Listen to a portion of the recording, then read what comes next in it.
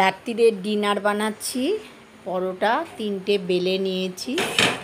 ভালো করে আগে তাওয়াতে পরোটাগুলো সেঁকে নিচ্ছি, তারপরে একটু তেল দিয়ে এটাকে ফ্রাই করব। ভালো করে না সেঁকলে না তেল দিলে কিরম গন্ধ ছাড়ে।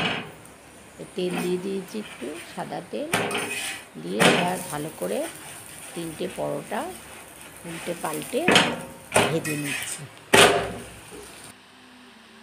এই যে টেবিলে চলে এসেছি, থালার মধ্যে আলুর তরকারি আর 3টে পরোটা দিয়ে রাত্রিরে ডিনার করে নিচ্ছি। সবাই ভালো থেকো, সুস্থ থেকো। আবার কালকে মর্নিংয়ে আসবো নতুন একটা ভিডিও নিয়ে। সবাইকে গুড নাইট, শুভরাত্রি, tata, bye bye, take care. সবাই নিশ্চয়ই খাওয়া হয়ে গেছে, অনেকের খাওয়া হয়নি, ভালো করে খাও।